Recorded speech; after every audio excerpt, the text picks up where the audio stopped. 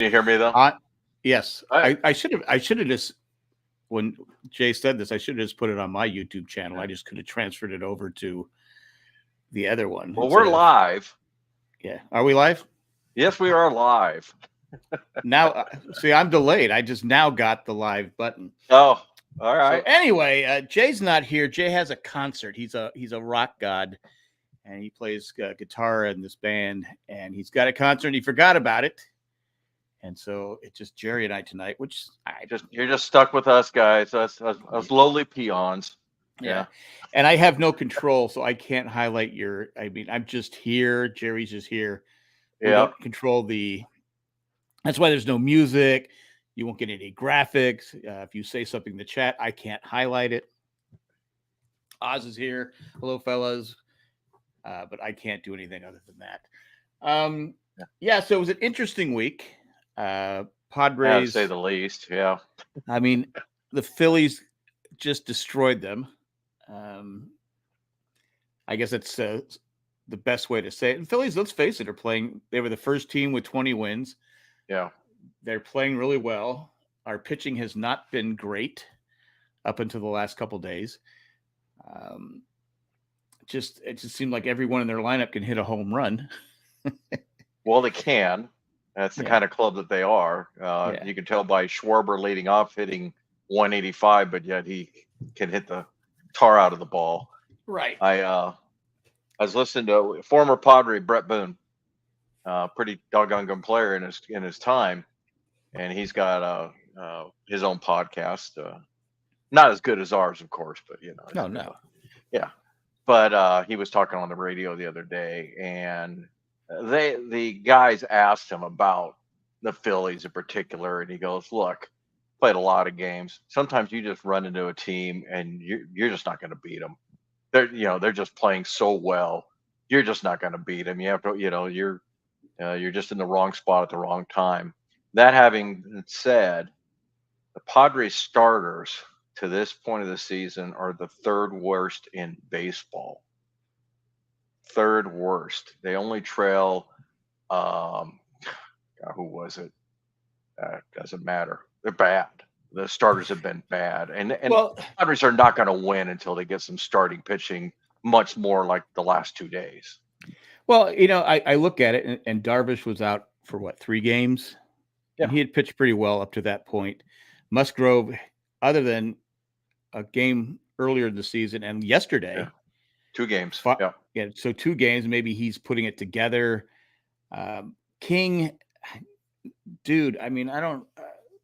It's the long ball with King. Everything else is fine. Yeah, he just gives up these 0-2 pitches, and it's just they're like Texas. It's meat. You just like, dude, no, you have great stuff.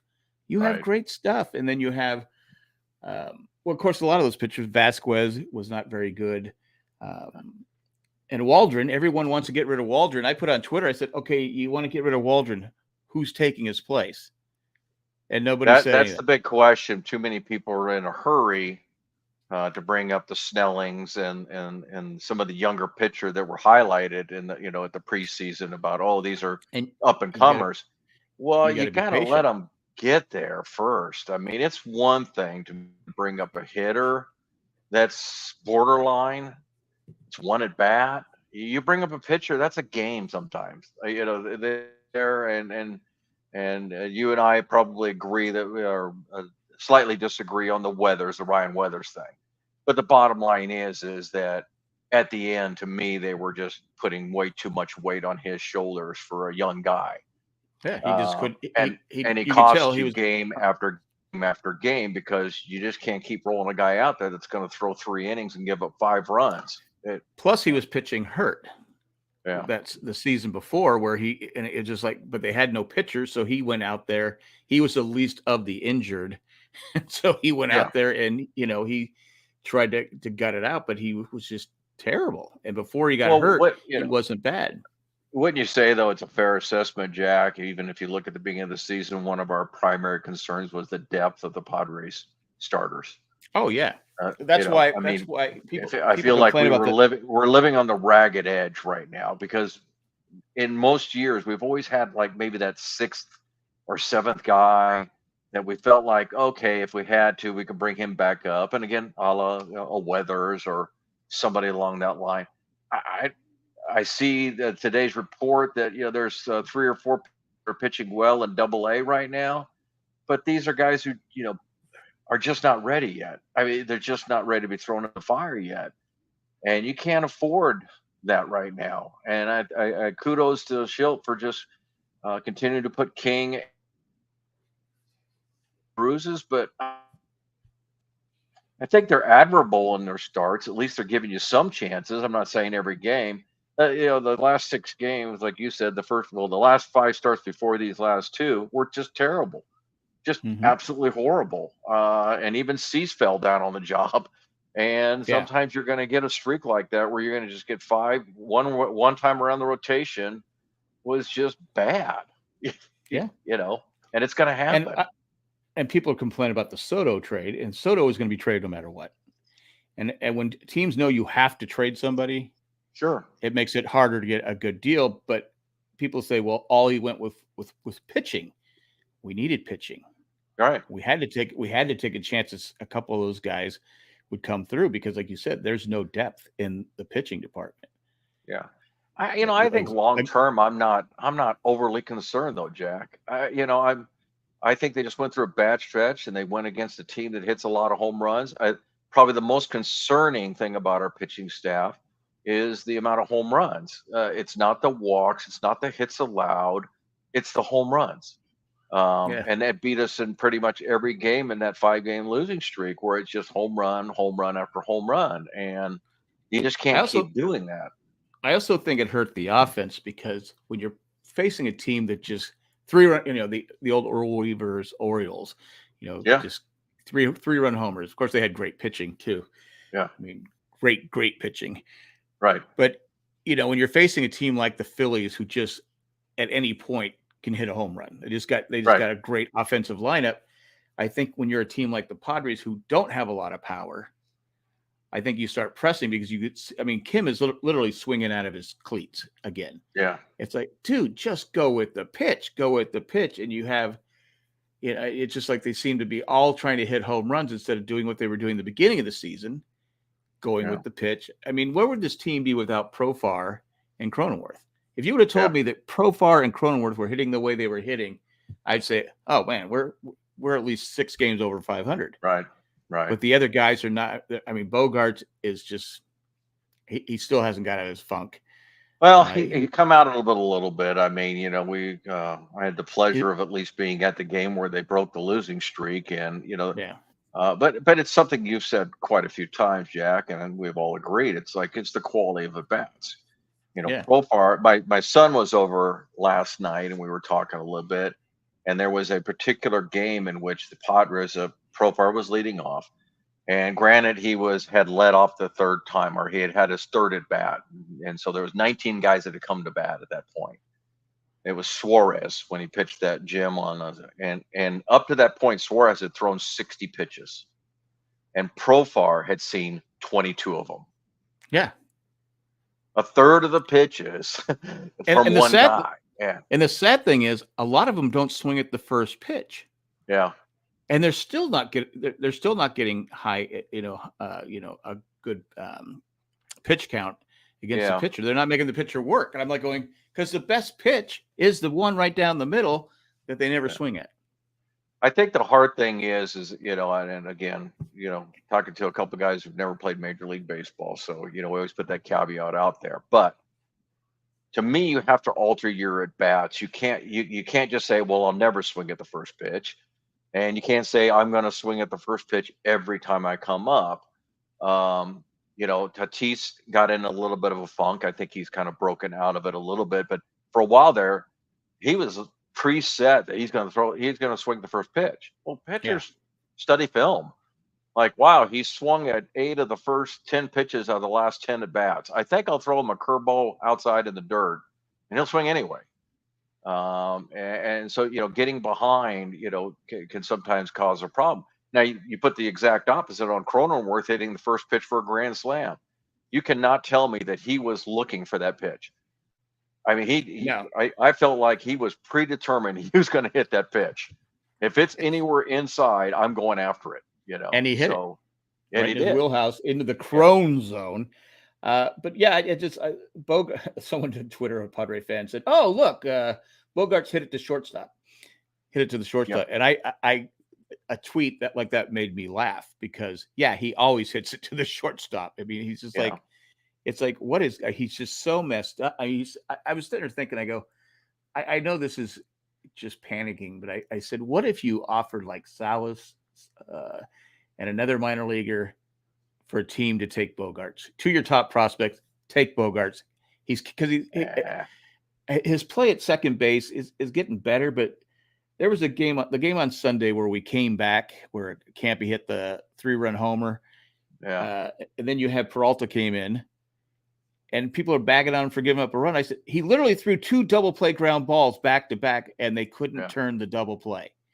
I go, one of those have to be turned. And that's what's killing us this season.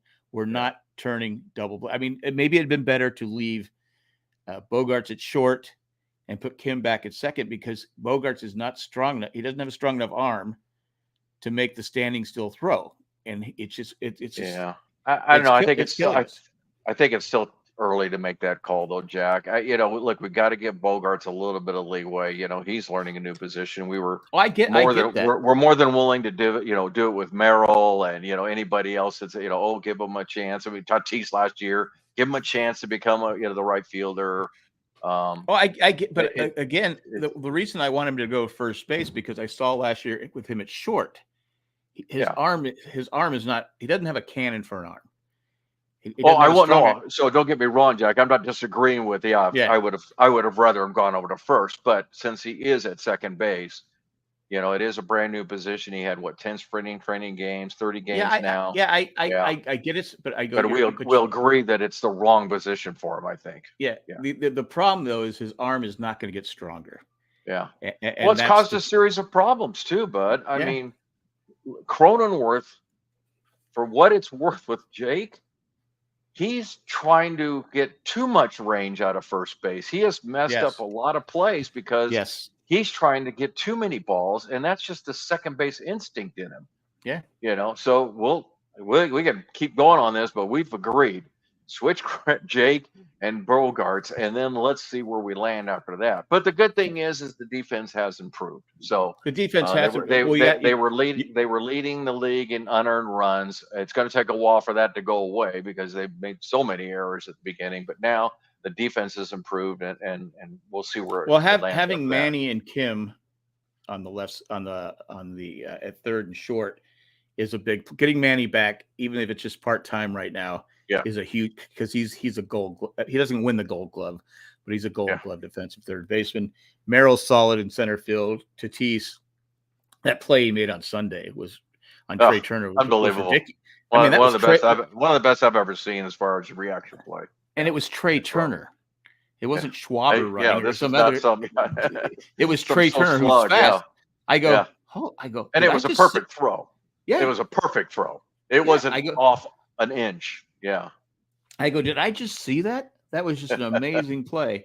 And Profar, I think, is Azokar. I don't know why they keep putting Azokar in the outfield. I don't like it. What happened yesterday, and I didn't like it. Yeah. What happens if the game gets tied up? Exactly. And Azokar is hitting okay. He's hitting 300. Oh, it's not about. But it's about the fact that Profar is Profar right now. Yeah, when they pulled him in the seventh inning, I'm like, man, he's going to get up again. Sure enough, Azokar did. And I'm like, man, this is I get the whole eighth and ninth inning, but man, seventh inning. Yeah, Azokar he's got more speed than Profar, but Profar is a pretty solid outfielder. I mean, he's not great, but he's solid. And like I said, you need his bat. Yeah. Even though Azokar, like I said, is hitting 300, Azokar is the perfect fourth or fifth outfielder. People keep saying, "Why do we have Azokar on the team?" I go, because he's just a guy. He's a good guy to have on the team. Everyone can, you can't, especially the Padres who don't have the payroll, flexibility like the Dodgers or some other teams, and even the Dodgers don't have a all-star at every position. You have to have guys like that can come in and play any outfield spot.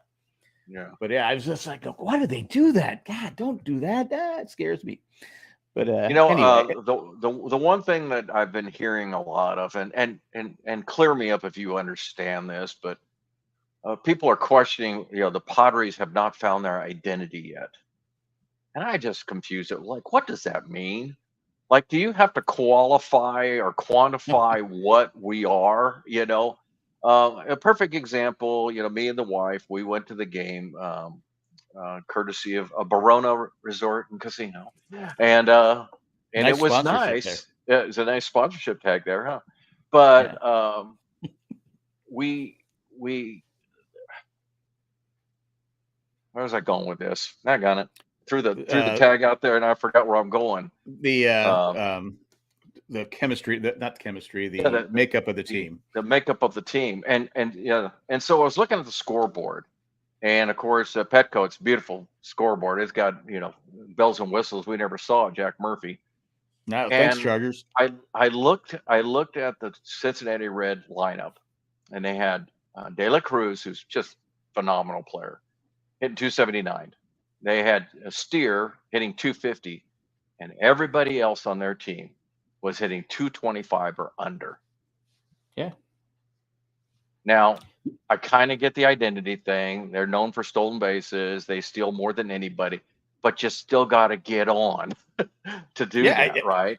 I Now, agree. the Padres are also not the Phillies. They're not, a bunch of Schwarbers and, a couple of guys who are hitting 220 and 190 and hitting 5 or 6 bombs.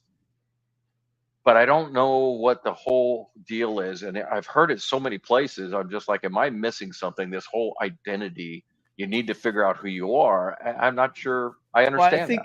I think going in the beginning, when I said, they were trying to keep up with the Phillies as far as power, that's not who they are. Oh, especially when you have Bogarts is not hitting the way he's capable of hitting. Tatis has been slumping. Manny hit one deep, was it yesterday? And the guy made a great play. That was a great play. So maybe and Manny coming back from injury. But other than that, the Padres are not a power team. So I think they need to go back in the beginning when they were just spraying the ball around. Yeah. They need to be a contact hitting team, a team that puts runners on, runs the bases. I mean, maybe that's what people are talking about, but the players should know that, and the manager obviously knows that. I just think you get caught up. Again, we've all played sports, but obviously not at that level. But when you're playing players that hit for home, you're like, Christ, they just got 4 runs on 2 swings of the bat. Yeah. We got 1 run, and we got 5 singles, and we got 1 run, or whatever it is. But that's who you are. You don't have a lot of power through the lineup. You have guys that can hit a home run, like Kim. He can hit a home run, but he can't be swinging for the fence on every single pitch. And he's got to. I've been saying this since he became a Padre, and I love Kim. Stop complaining with the umpires, balls and strikes. 99% of the time, you are wrong. Yeah, he is, and it's. You can't tell see me him that shaking his head or diving out of the way, and you're like, dude, that was in the box. And then like not even a corner, Jack. I mean, it's in the box. Yeah, and then you know as well as I do, the umpire. You're not making it good for your teammates either. No. When you get one guy to start complaining like that all the time, then it's like, wait a minute, Dan, just hush up a little bit. We played softball with a guy like that. I won't mention his name, but you know who I'm talking about. Mr. My hair is it's really brown and just leaking. My hair is leaking. Nice guy. Yeah. But he was one of the worst guys I ever played with. And I could have been, when I was younger, I was bad. I was real jerk. And then I started reffing and stuff like that. I go, I don't like people like me. Yeah. But this guy would argue on everything. It's slow pitch softball. Yeah. So I think umpires are only human, and they try not to. But again, you're like going, screw you. Next time there's a close pitch, I'm ringing you up, just because you won't shut up. Yeah. And I wish Kim would do that. Same thing goes with pitchers too. If you're a pitcher and you're just always questioning every little pitch, after a while the umpire's he's probably not gonna give it to you. If anything, he's going to stay constant, and if anything else, he's probably going to narrow the zone even more. know. Yeah. So So yeah, you're again, right. I mean, I think that's you got to quit worrying about the balls and strikes. And look, we lived through Soto last year. I don't think we were a power club last year either. I think a lot of people envision it, but when I take a look at the Phillies or the Braves or and I won't even say the Dodgers, I consider them power clubs. Why? Because they've got 6 or 7 guys that can hit 20 or more home runs. right. I don't feel like we've got that. I don't think that's our No. identity. Maybe I'm answering my own question. I just don't think that's our identity. Well, I I think was we reading. need to piece. I think need to piece stuff together, hit gaps on a regular basis. Smarter at bats. I, And put I pressure don't on the think pitcher, I don't make them think get the their pitch offense count is up. nearly needed to be fixed as much as the defense and the pitching. The offense is survivable. Let's put it that way. Is it astounding? No, but is it really the But weakest link? Not for the it most could part. it could be better. Oh It yeah, could be yeah, the talent is there to be better. I mean, Kim is like I said, but Kim, like I said, I watched his at bat, his helmet's falling off again. And he's he's yeah, turning himself like corkscrew into the ground. I go, dude, just go with the pitch. yeah. Just that's your best. Well, yeah. The other thing is too, Jack, and I'm not real big on the analytics, but again, I was informed by my son, and I think I heard it on the radio that Tatis is hitting 240, but his expected, I guess they call it his expected batting average, Yeah. is over 300. Oh, because he's Basically, the translation is he's hitting line drives that are right at people. And I right. think you can say the same thing about Manny. Manny's hit so many. I mean, when I was at the game Tuesday night, the ball he hit to De La Cruz. I mean, he's the only shortstop that could have got that. He's 6'5", and it Well, literally Tatis could just have got caught it over there. the very tip of his Yeah, glove. yeah. That was a gapper that was good for 2 runs right there. And I put on Twitter. I said I hate athletic shortstops. Go back to the old days of Mark Belanger, where he yeah, was good at any ball coming right at him.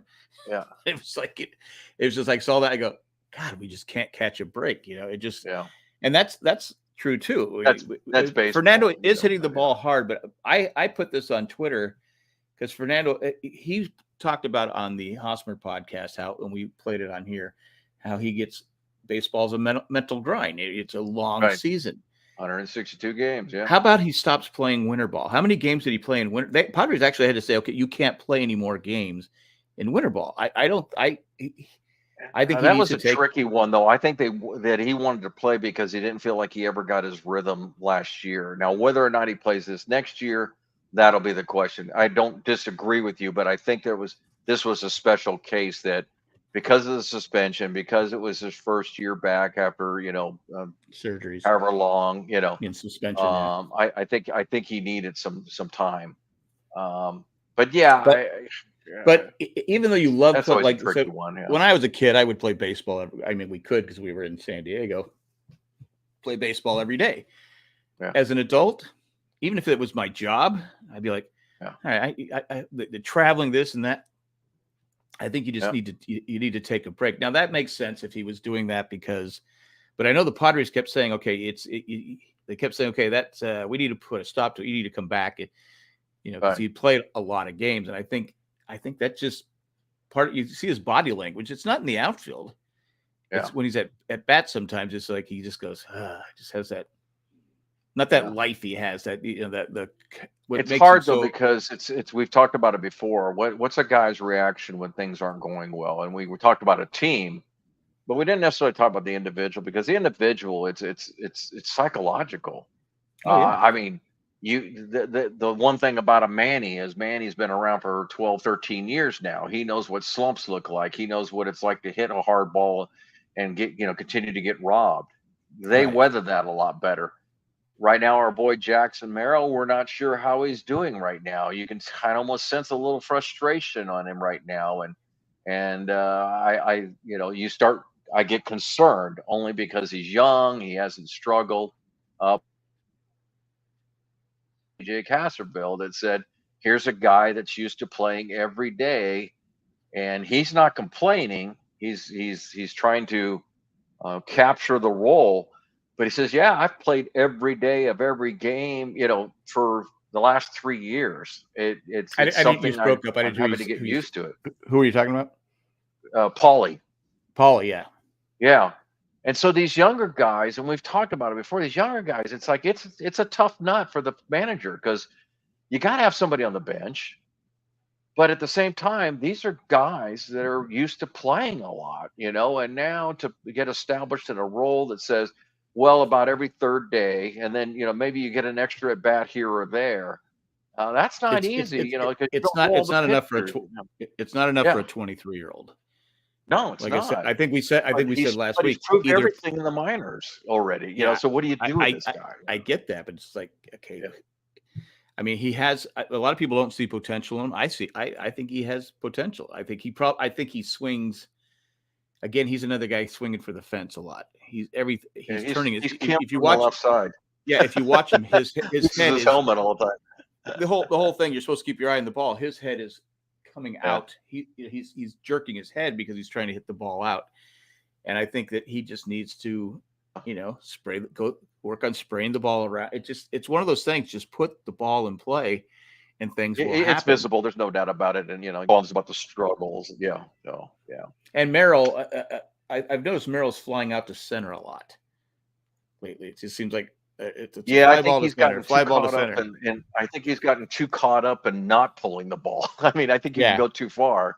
It almost looks like he's not turning on an inside pitch, so they're just feeding him outside stuff, and he's hitting these little dinkers to shortstop and left center, and yeah. I would put him back. Personally, I would put him back in the 9th spot. Yeah, he did well in the 9th spot. He wasn't under a lot of pressure in the 9th spot. Again, he just turned 21, and you got people on. Again, I follow a lot of people on Padre Twitter, and they're like going, "Oh, why doesn't he have more power?" Yeah. He's 21. By the time he's 23, 24, he's going to probably put on 20 pounds, and those fly balls to center will go out. He's going to get more confident, and he's going to get more experience, and he's going to learn to turn on it. And people, and I was telling people early on, okay, let's don't, rookie of the year, all this, let's calm down. Yeah. When you're on it, plus it's harder when you're on a team that's struggling, because now there's more pressure on you. If you're on a team that's scoring 10 runs a game, okay. Yeah. There's no pressure on me to get a hit. Right. The team is going to hit anyway. So just relax. He has talent. The talent is there. He's already adapted to center field. He looks like he's been out there for 10 years. So let's just relax. I mean, you want Grisham back because now Yankee fans are complaining about Grisham.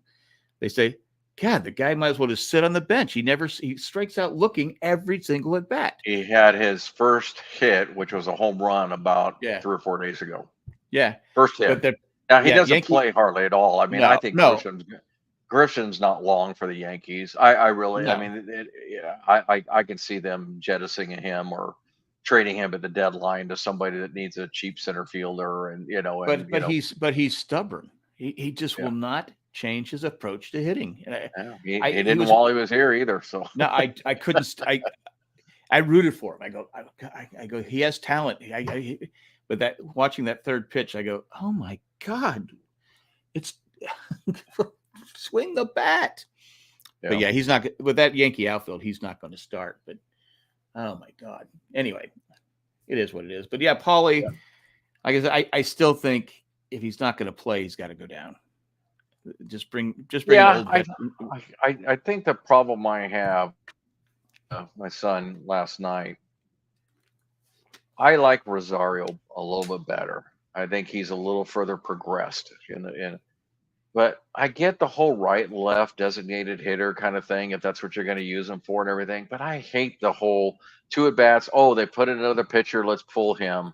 So basically, Rosario only gets a left-hander and Paulie only gets a right-hander. And I think the only way that you get any advance in their skills is to let them just keep hitting no matter what. Give them 2 or 3 games and then switch them if you want. It's definitely a weak spot. I don't know. It's kind of one of the things I was going to ask. I know May 1st or May 2nd now. Is it too early to start thinking about what the Padres are going to possibly do at the trading deadline? We know that they don't really have a whole. I really don't know if they've got anything to trade, though. I really don't. To get a quality person, I'm not talking about just some aged veteran, like a Carpenter or Nelson Cruz. I mean, Yeah. I'm talking about somebody that maybe would fit into the DH spot, maybe even a JD Martinez or somebody like somebody that, that's actually going to be a contributor, not just to fill the hole kind of thing. Right. Well, the problem is teams are going to want young pitching, and Yeah. I don't want to give up young pitching. I Well, mean, you're not going to get anything for if this nothing, is So yeah, if you take Salas off of the board, you take Snelling and a couple of the other youngsters that are down there. Okay, that goes back to my question though, Jack. What are you going to trade them that they're gonna I think it want? depends if the team had a legitimate shot to go to the World Series, I would trade some of the young pitching. But if it's just to make the playoffs, I say no. I mean, you because again, we're in the division with the Dodgers. We can't outspend the Dodgers. I mean, we did it last year, but that was just a fluke, The Dodgers have more money than anybody, and it's just we're not going to outspend them. So we have to build through the farm system. We have to bring guys up through the farm, like the Dodgers do. So here's a question: would you trade Kim? I would, because he's a free agent at the end of the season. I don't know if I like Kim. He's a good guy to have on the team. He's a fan favorite. People come out to see him play. But eventually it comes down to if you win, people will come watch you play. Right. And if somebody, well, you got to produce at a certain point. You can be the Mr. Nice Guy all you want, and the clubhouse loves him, and Manny Machado and Tatis would probably throw a fit if they trade him, but it's business. The problem is you won't get a lot for Kim because again, he is a free agent at the end of the season. It all depends on the market, though, Jack. You know that. I've seen some deals at the halfway point that don't make a whole lot of sense. Now, am I saying that just Kim? Well, no, you're not going to get a lot if you just trade just Kim. But I think for a playoff contender, because this is what we're talking about. We're not talking about somebody that's playing the future role. We're talking about somebody that's like, no, we're going to playoffs, and I want to go Glover. Like I could probably, if I give me a couple minutes, I could probably name about 4 or 5 teams that are playoff contenders that could say, yeah, I care, but I don't care that much about the bat. I want the glove. And knowing you can put him at third, short, second, Gold Glove winner, and hey, still got some pop. Maybe he's not hitting for his average this year.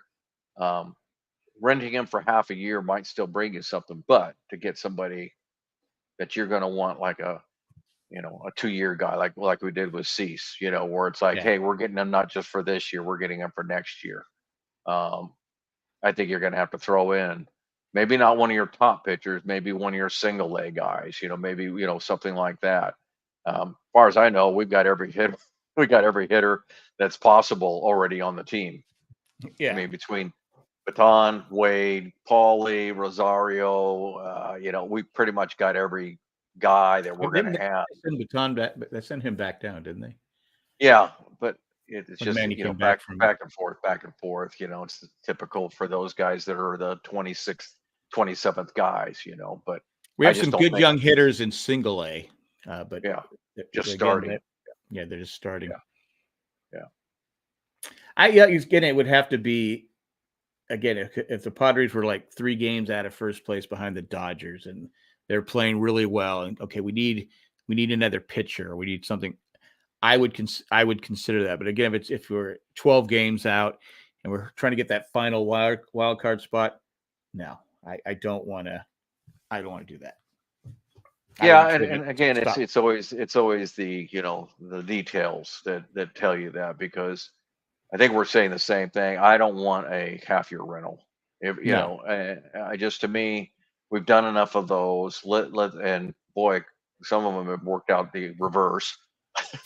When we get Frazier and he just stunk it up, and Rich Hill, and you're getting these Rich pieces. Hill, I never got the Rich Hill one in the first place. Well, he was pitching great that year. They needed an arm because of all the injuries, and I get it, but the desperation was just so right in my face. Like, oh my gosh, we're that desperate that we're hoping a 42-year-old's got another half a year in him. I was like, I think Rich Hill's older than me.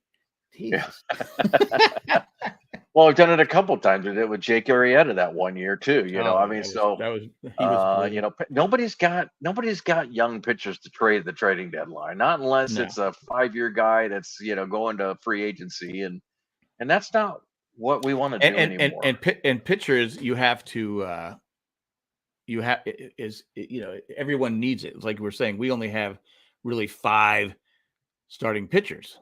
Yeah, Where it's like, okay, what are we going to do if someone gets hurt? Well, we saw what happened when Darvish got hurt. I don't think we right. won one of those. I don't think we want to start from that spot. No, well, luckily Vasquez only had to pitch the one time because of the Yeah. days No, off and he pitched. everything. He So pitched twice. did he pitch twice? Yeah, he pitched twice. He pitched against and he pitched in Colorado, and then he pitched before that. He pitched. Hmm.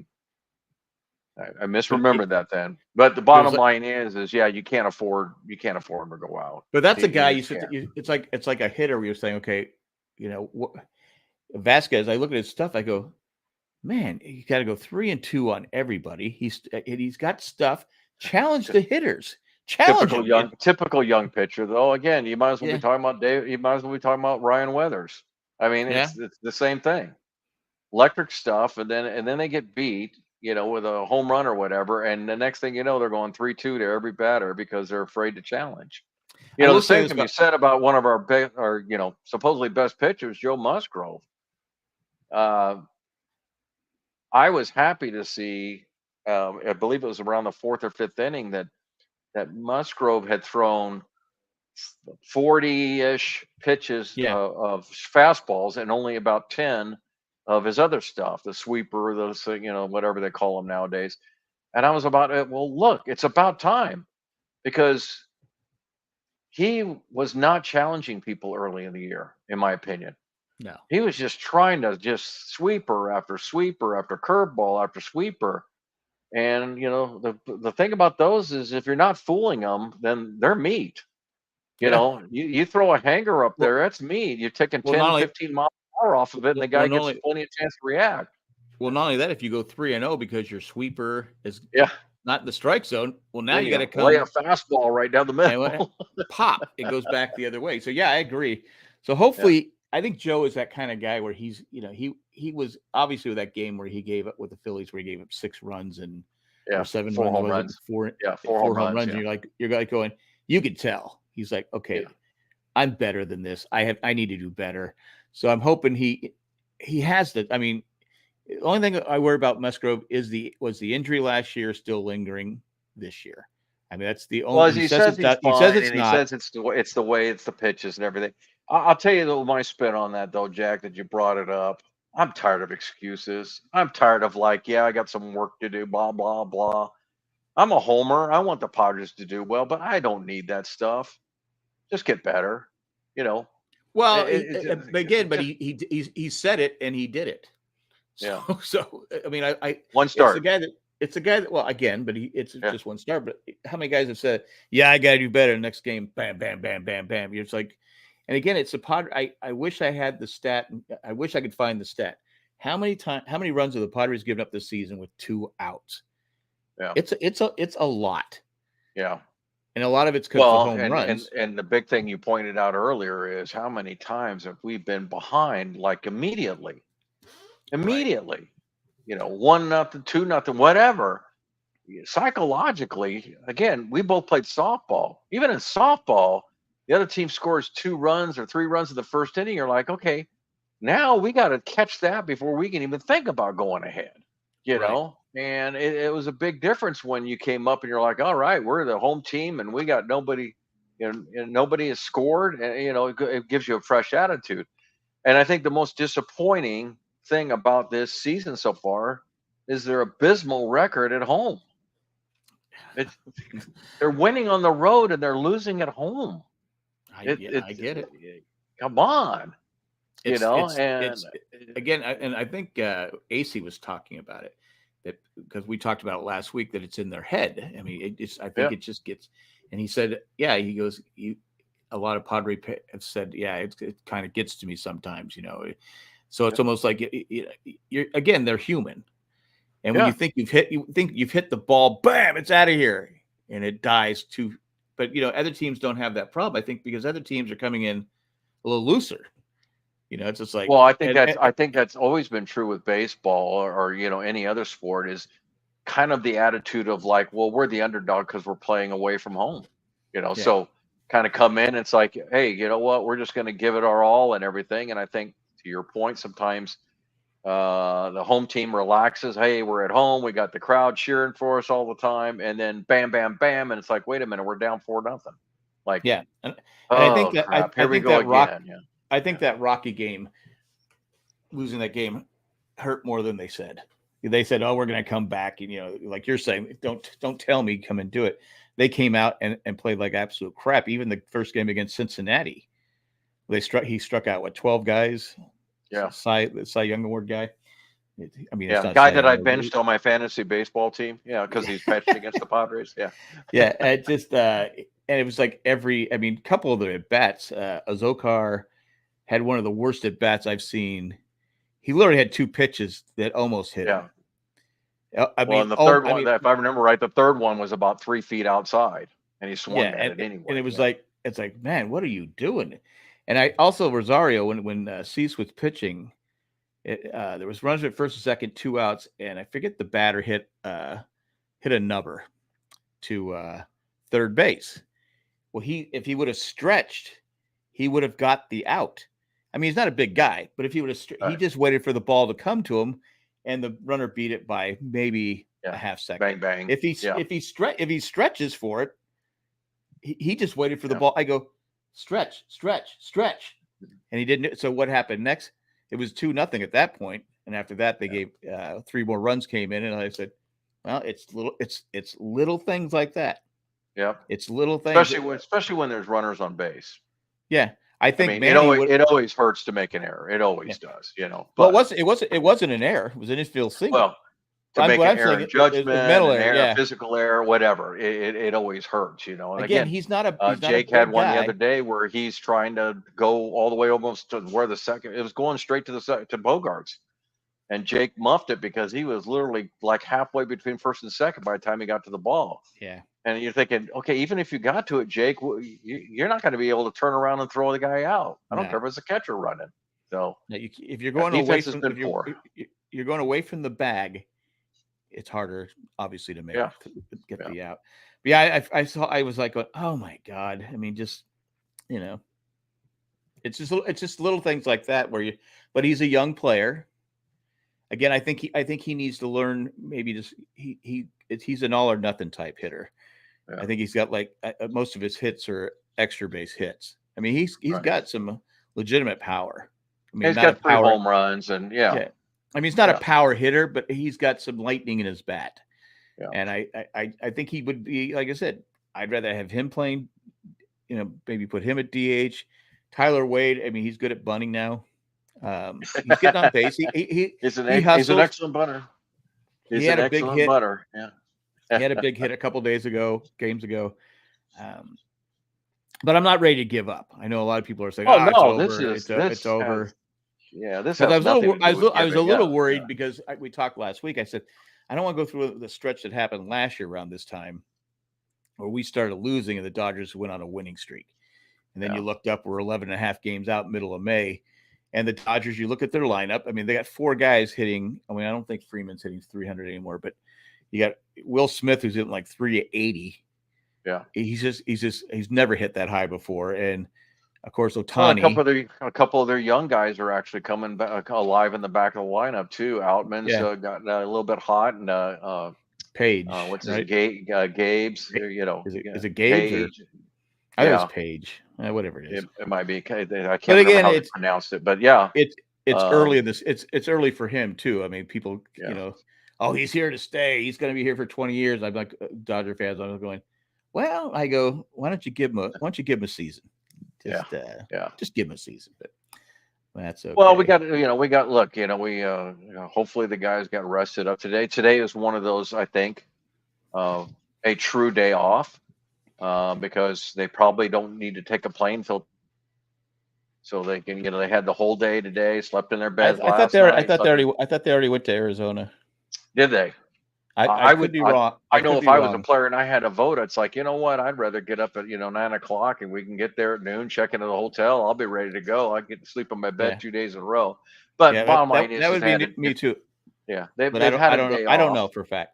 and now they're going to Arizona and they play Arizona and the Cubs on the road and then come back to the Dodgers. Not to get too far ahead of ourselves, but again, one of those very important 9 game stretches.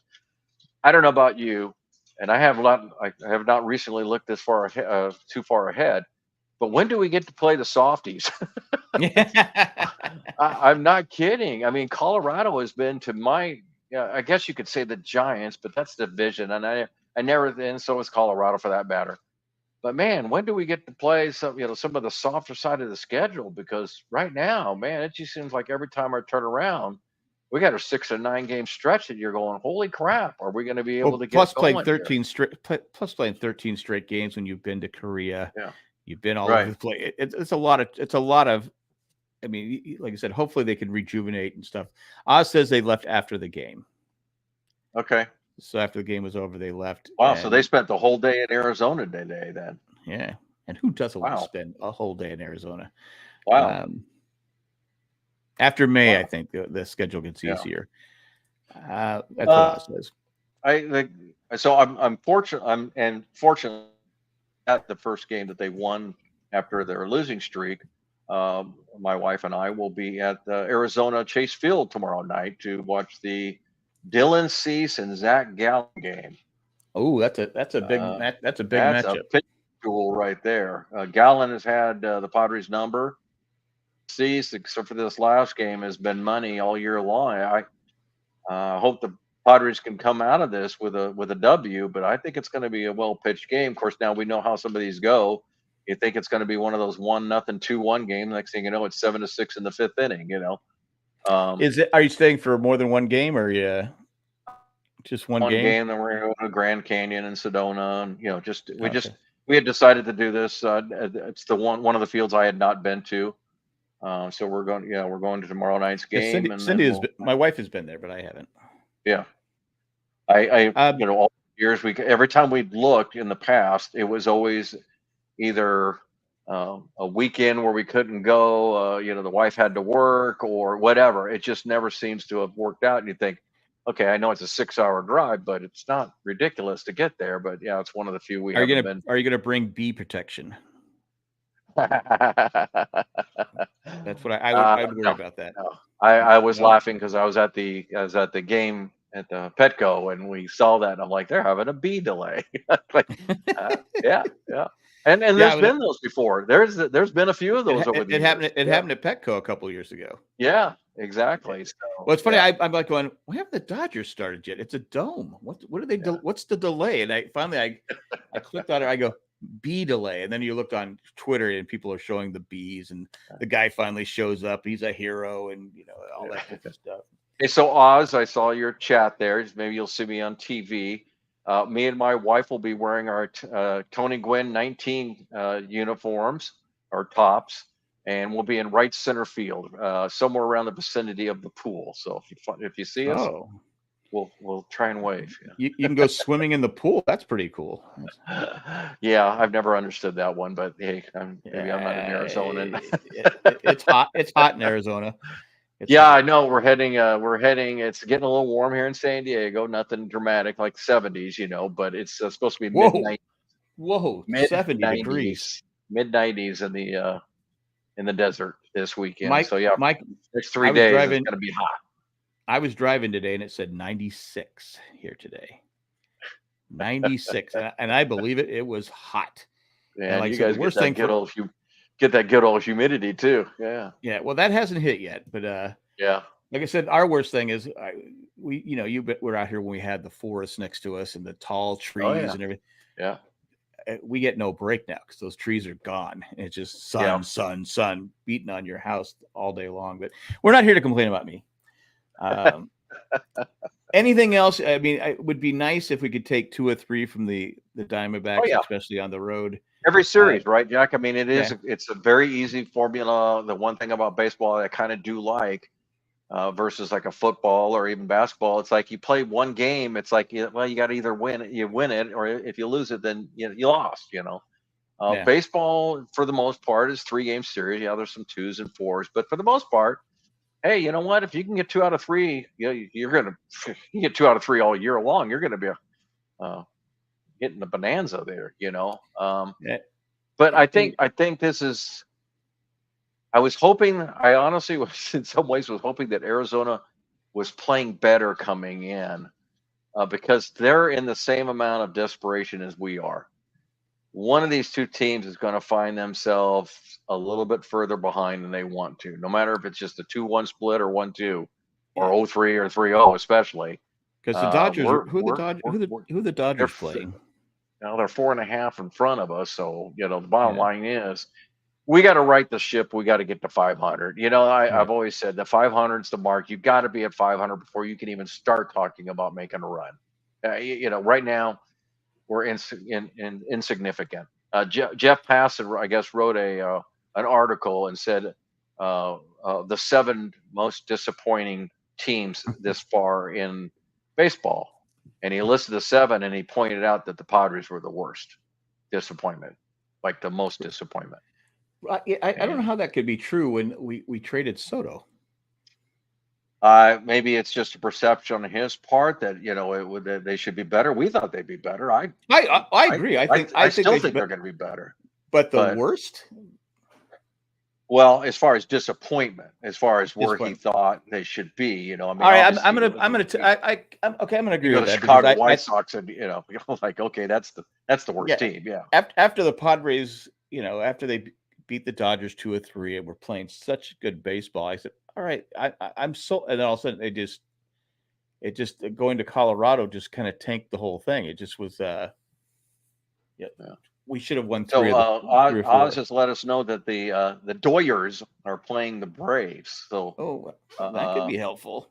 yeah, it's tough to root for either one of those. And and again, if you've already given up on the division, then I guess it doesn't matter.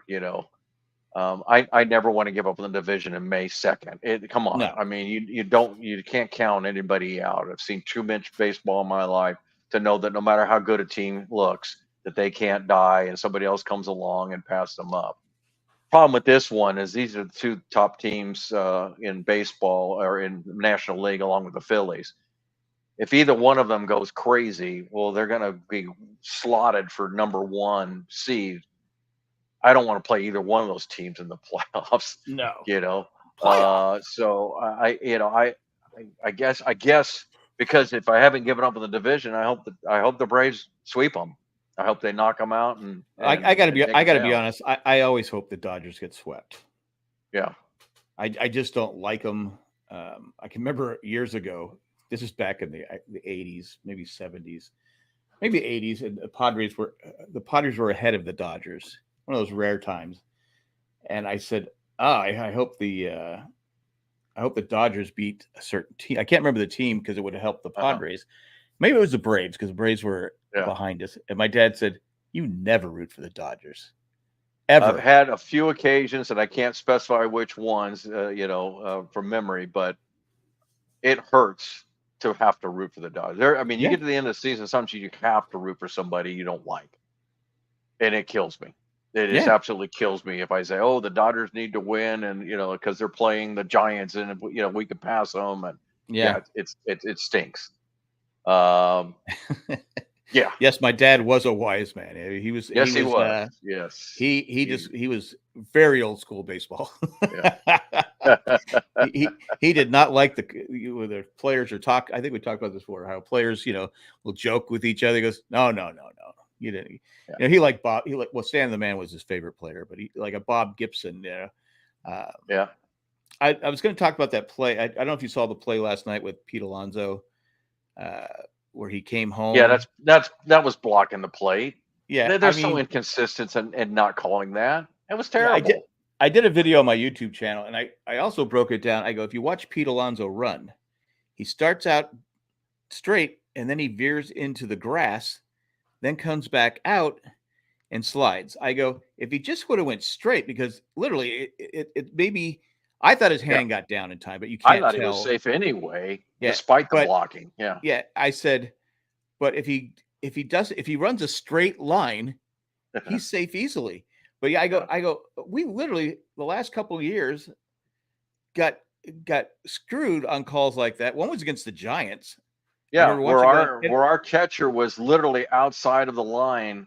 Yeah. And went to get the ball, and the ball, that's supposed to be the rule. If the ball takes you there, you have the right to catch the ball, and if that puts you in blocking the plate, it's legal.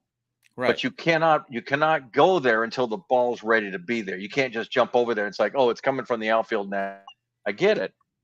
That was such blocking the plate. I don't know how they could possibly not call that. It was the most obvious one. My video today, I said, look, you need to make this rule black and white. I said it last year too. I go, it's so confusing that you get it should be an interpretation. It should be, okay, was he standing on home plate without the ball? Yes. Was he blocking most of home plate without the ball? Yes. Yeah. That is the rule, though.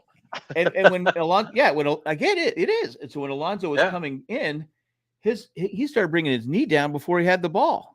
Exactly. Literally, I said it was so obvious. I couldn't believe that they didn't overturn it. I just said, new manager. He came running out. I mean, like he was already going, hey, you need to put that, like you need to look at that. But he's blocking the plate. It was unbelievable. And then today the Cubs had a guy.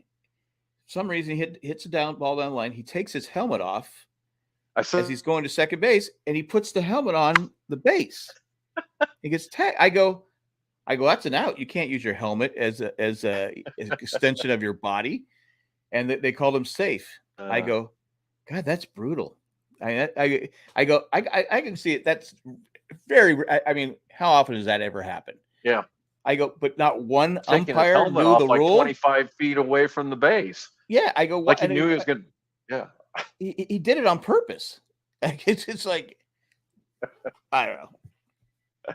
Again, it's a crazy world of sports. I mean, I know when I was reffing hockey and stuff like that, there would be something would come up, and I go, oh crap. I remember talking about this about 3 years ago, but and you're like going, okay, we'd have to get together and go, okay, what's the rule? What's the thing? And you'd ask the scorekeeper, go, open up the rule book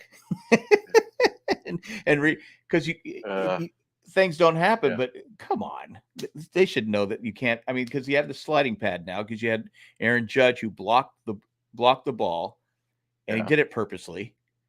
And I go, okay, if you want to take your sliding pad off and reach up and block the ball and risk breaking your hand, all right, I'm all in. Have at it, yeah. But if you got the padding, it's the whole standing. There's certain things in baseball that just drive me crazy. Where they say, "Oh, look, how many times did Craig Biggio get hit by the ball?" And he had armor on. Well, it started with actually started with Barry Bonds. Barry Bonds, yeah. Oh my gosh, he looked like he was going up in a night suit or something. Yeah, he did. Yeah, he had to. He was like the Tin Man. He had to get oil. Negative Nelly J is not here, and he'd probably say that the upcoming road trip with 6 games will be what, 1-5 or 2-4. I'm going to go 4-2. I think the Padres got it within them to take both series. I'm gonna go with you because I think 4-2 is legit. It's a good road trip. Yeah, the hitters, if they could start hitting a little bit, I think Arizona's a good hitting park. Again, of course, Colorado is too, and they didn't do well there. But I think Manny's getting better each game, because people say, "Well, how long does it take to come back from an injury?" It was major surgery. It takes a long time to come back. I mean, I talked about Tatis's, expected average, but man, I would not be surprised if Machado's right there with him, because I feel like Machado's hit into bad luck more than anybody. I mean, he has smoked some balls, and the line drive to second, the home run that was taken away. About a week ago, he hit an absolute one hopper right to the shortstop, and you're just like, all you can do is hit the ball hard, and exit velocity 105, and you're like, but if you hit it right at somebody, that's just the luck or the unluck of baseball. So, Oz, I can appreciate your predicament. Yes, we were very optimistic last week. 6-0, I don't think is going to happen. Maybe it'll happen now, because I said 4-2 last week. I think I said. Yeah, I said 5-1, and I thought we had turned the table. I hope I'm closer to being right this time. So, but we And shall see. one last thing that's not Padre related, Mike Trout. Yeah, Man, injured dude, again. just injured again. I said, I go, if I was the Angels, I just make you're going to be a full-time DH. That's the, I mean, and even that's not a guarantee, but I go, I just feel bad for the guy, and I feel bad for the game too. Yeah, here's where I cringe whenever I see, and I'll give you a couple of examples. You got Mike Trout, Ken Griffey Jr. when he first started. Oh gosh, who am I missing? But you get these guys that after 5 years, everybody's already got them ticketed. Hey, he's on pace to hit 700 home runs, Darryl Strawberry, Hall of Fame, all these kind of things. And it's like, these are 25-year-old guys. We don't know what they're going to be like at 30, 35. People break down at different speeds. Look, there was only one Hank Aaron. There's only one. These guys who, Hank Aaron hit, what was it, over 100 100 home runs after his 40th birthday. Yeah, he was over 100, and he never. I don't think he ever led the league in home runs, right? Yeah, and Willie Mays, but these guys play 20. They're just unusual. Nolan Ryan. There's only a few guys that can last that long. Right. But some of your premier players, they get banged up. Ken Griffey Jr. probably, I'd say through all the years, probably missed 2 or 3 seasons worth of injuries. Mike Trout's got to be heading towards 3 or 4 years worth of.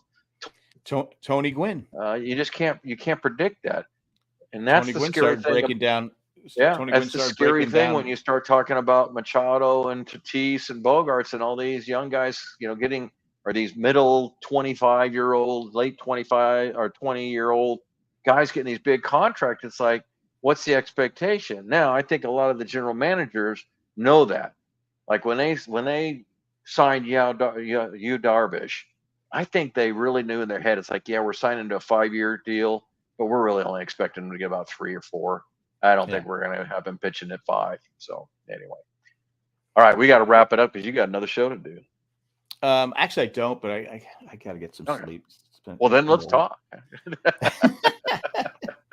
But yeah, I just saw Mike Trout. I go, God, I feel so bad for the guy. He just wants to play so bad, and people, it's just once you start getting hurt, it leads to something else. It leads to something else. It leads to I mean, I know with my own body today, it's just like, all those years of, playing through it, and now it's like I'm paying for it.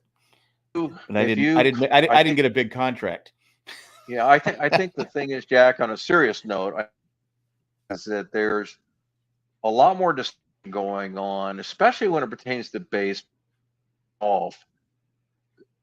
Those are sports that you need to be more limber than you do need to be strong. And I think some of these guys, I'm not accusing anybody. I'm not talking about fights or anything. I'm just talking about the workout regimen these guys have year round. I mean, Mike Trout is built like a Mack truck, and you sometimes wonder, it's like, if that causing some of these problems.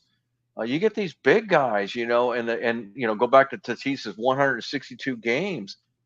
It's like, man, and you're always, you see these guys and they got tree trunks for legs and arms, and you just wonder, man, it seems like the guys that are having less problem with injuries are the, kind of more lanky guys. Tatis is probably not a good example after his broken wrist, but that was not baseball related.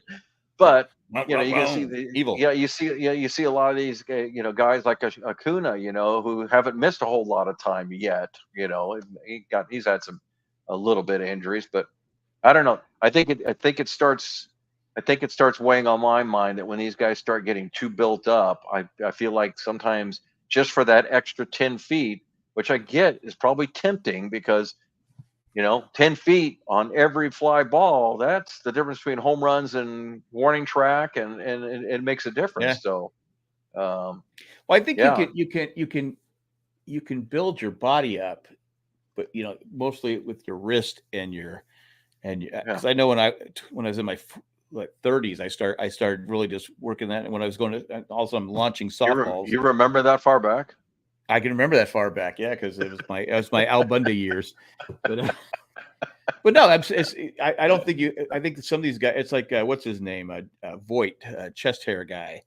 Yeah, He got too big, too yeah, big. In fact, I read something where he realized he probably made a mistake and tried to get more flexible again.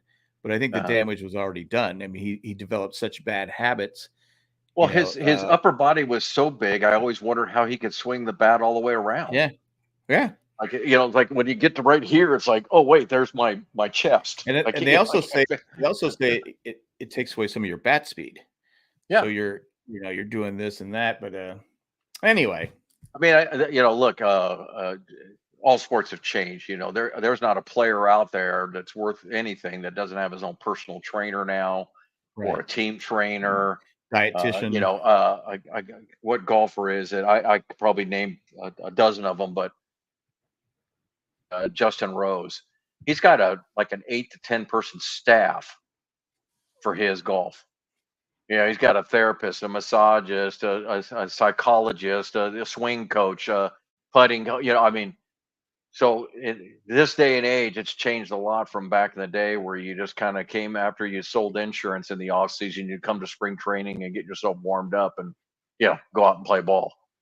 Yeah, it's just Just like the fact that there's used to be only a handful of guys like Nolan Ryan and J.R. Richard that could throw 100 miles an hour. Now every team's got 2 or 3 guys that can throw 100 miles an hour well, or close to it. it's not shocking when someone does it. And I Yeah, think it's also I think players, hitters will eventually learn how to hit 100-mile an hour when you see it enough.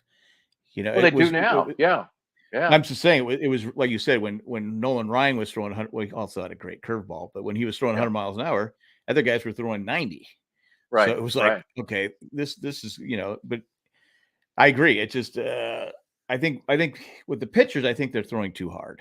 I think they're throwing, and I think the travel ball and playing year-round baseball all the time. I think it hurt. You hear Mark Grant all the time say, "Play basketball, Yeah.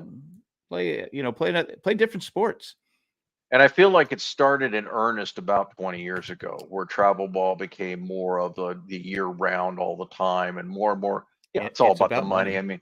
mean, I can only speak from my experience with my kids back when they were when travel ball first started, they had cuts. It's like, no, we're only taking the premier players.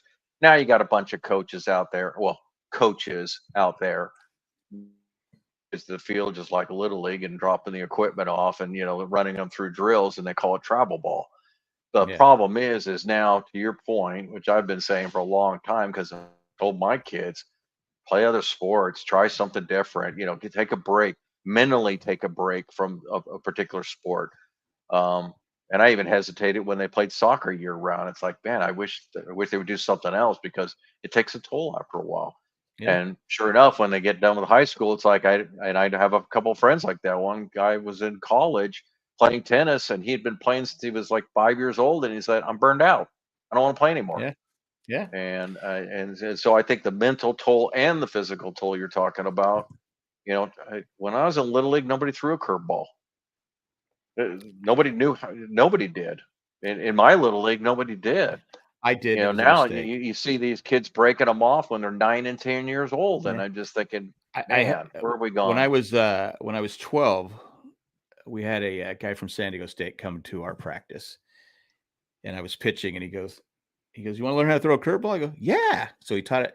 I threw that thing with a tennis ball up against the garage. I threw that thing when I was playing short. I would throw the curveballs. I would threw that thing all the time, and I don't know why I had shoulder surgery later on in life. Yeah, I don't know But why, huh? yeah, but I mean, it would just literally that was a Yeah, huge mistake learning how to throw that curveball yeah, at a young age because it tore my arms wasn't developed. yeah. It was stupid, but No, I, I did I'm on want a to. I'm on a pedestal all by myself on this. But if I were running little league, I would outlaw I would curveballs. too. I would outlaw curveball. It would I, just be I would just, simply you know what, fast. throw a circle change and throw a fastball. Circle change is very effective. My middle son threw a great one. We used to call him Hoffy because he threw one. It was just like Trevor Hoffman. I think we just die off the table. It was more effective, in my opinion, than a curveball was anyway, and it put no extra strain on it because it's all about how you hold the ball. Two seam, four seam, change up, whatever you want to call it, circle change. That's Well, all I you know need. But when I was man, 12, I cringe when I watch these Little League World Series games and they're throwing curveball after curveball. It just what kills I me. would do is I got 2 strikes on somebody, I would throw maybe close to their head, and the Uh, next pitch would be a curveball. So yeah, it would be, and I learned that from watching baseball, which leads me to my final thing I want to talk about. My grandson, he's number 4 in the group. He's the 4th grandkid. He plays t-ball. He's 4, so it's 3 and 4-year-olds, and they're trying to keep control of these kids. You know yeah, how it is. They're just yep, running all over the place and stuff like that. And a kid on the other team, I'm watching, and he comes around the bases and he just slides like feet first. I go, oh my god, that was a great slide. yeah, I'm assuming he was 4. He comes up again, and he's got his batting glove on and stuff. I go, who is this kid? Who does he think he is? I'm not kidding. And hitting the ball off a tee is not easy. right, It's just not easy. He smacked this ball to the outfield. Well, it's shortstop, yeah, but it was, yeah. and he gets on base. He's rounding the bases like you're supposed to round the bases. She goes, you think, my wife goes, you think he's being taught that? I go, I think he watches baseball Yeah, because yeah. you look, again, I learned a lot from my dad, obviously, but I learned a lot from just watching the game. And maybe Well, that's why sure. I was so bad, because I watched the Padres and they were really bad back then. But but seriously, and when the kid came home, because they all run around the bases, Right. he did a Pete Rose slide head first and gets up, doesn't dust himself Yeah, off, and goes. I go, oh my god! I go, if I had a little league team, I'd be signing this kid up. I go, this kid, he looked like a baseball player, yeah, but again, will he stay with it? yeah, I don't know his yeah. home life. You I don't don't know. know if it's I don't know. I don't know, but I I just mean, was it's like, great. I think it's great because the exercise and all that. But I admittedly am old school. Start them at 8 yeah, because my we granddaughter. started And at there's 8. there's so many. They're just it's beehive baseball, just like soccer. It's good to get them outdoors. I'm not advocating let them play games all day on their videos and all that kind of stuff. But as far as playing a game, there for the most part, unless you're just one of those lucky persons that gets a great parent that's really teaching them how to catch a ball and all that. For the most part, the games I watch, so there's about one kid on every team that really feels like you really feel like they know what they're doing. The rest of them are just kind of standing there. Yeah, This kid was, I'm like, I go, yeah. this kid's amazing. I mean, it was just Yeah, like, there's 'cause one on I my would see, granddaughter's team like that too. That's just like, wow, he's got it. He knows what a force out is already. He knows. But anyway, I that when I I was refing ramble, hockey. but to me, that's just me. Yeah. When I was refing hockey and coaching hockey, you'd always see these kids, and I go, oh. There was a kid we had, and I won't say his name because his parents were just nuts. They were thrown out of every rink in San Diego. I mean, Well, now they know who they are. So well, yeah. but anyway, this kid was 6 and he was playing with 10-year-olds Yeah. because he was that good. And we tried, I tried telling him, I go, you guys just got to let him play. He's got talent. And I finally looked his name up a couple of years ago, and he made it to the minors. Yeah. I don't know if he got hurt, but this kid was just exceptional. But again, his parents would have signs. If the referees made a bad call, they'd get signs out there in the parking lot saying this ref suck, and they'd have his name on there. I'm like going, Wow. and it just okay, you guys, this kid is 6. Yeah. But sometimes the Takes parents are all the just, fun out of it. yeah, That's the hey, one thing that even ball players will say. It's a game, guys. yeah. It's a game. So yeah. Because even Manny said, the guy that made the great, he goes, that was a great Yeah. catch. He goes, now I know how I feel when I rob people at third base. Well, that's what. Yeah, that was his response. Is like, Yeah, yeah, I like to think I do that to people playing third base. So, yeah. yeah. What was it? Tony Gwynn Jr. calls them hit haters. Hit hater. Oh, the guys who make Yeah, the great the plays. guys who Yeah. make the great plays. They're hit Well, haters. he made great plays. Yes, he did. He just wasn't a very good hitter Yeah. because he didn't listen to his dad. Yeah. Well, I can only I imagine the pressure of growing up with Tony Gwynn as your dad. and you, Nate, you give me the same name. Anyway, All right. this was a good show. 1 in a million kids. I got to text Colleen though. You have anything to add, Jerry? While I'm texting Colleen? No, I think we're good. I think we're still optimistic that the Padres are going to turn this around, and it's just too early in the season to just give up. No. I don't like having a losing record, but Mm-mm. it's May 2nd, for crying out loud. We got 5 months ahead of us still. Yeah. I think the biggest thing that we always like to cover on this show is tendencies, and we need the tendencies to go away from the bad defense and giving up the home runs and better at bats. But those every team out there, the teams that's 18-2 says the same thing. You're like, oh, Yeah. those two we lost. Yeah, we why did we lose? Well, we gave up an untimely home run. Oh, we didn't have a quality at bats that day. We just need to get more We didn't turn the consistent. double play. Yeah, we need Which to get more again, consistent. With that. it used to be. I think that's the most frustrating thing for me. It used to be double plays were money. Yeah. And now I'm like, Now it's uncertainty. it's I uncertain. agree. It's like, I think that is a big deal because in the past years we've always had a good double play combination, and so it'll be interesting because Shilt's got some questions to answer. yeah, I know he's staunchly defending this team, and kudos to him for doing that and everything. But not if as a manager you can't always paint the rosy picture of optimism. Sometimes I feel like, and this was my big thing with Bob Melvin, sometimes you got to get mad. Sometimes yeah. you got to say, because it's like your kids. Just because I'm mad at you doesn't mean I don't love you anymore. It just means this needs to Well, quit. I told my kids, if I'm mad at you, I don't love you anymore. It seemed to work better.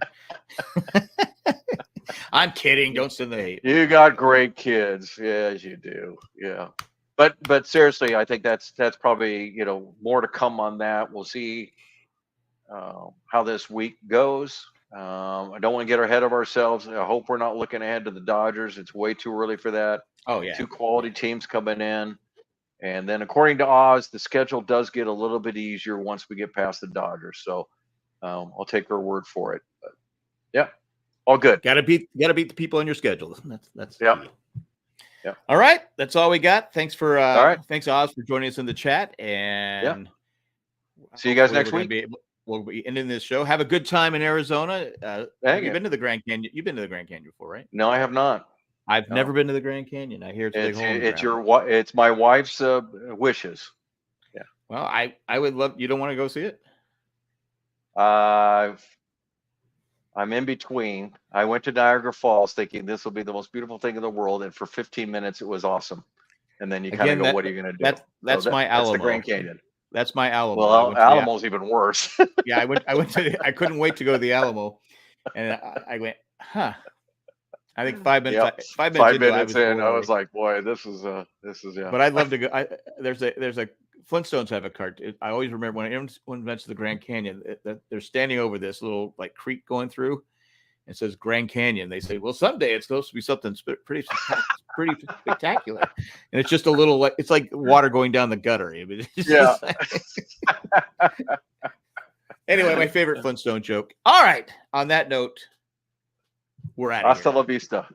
All right. Bye, everybody. Bye, everybody.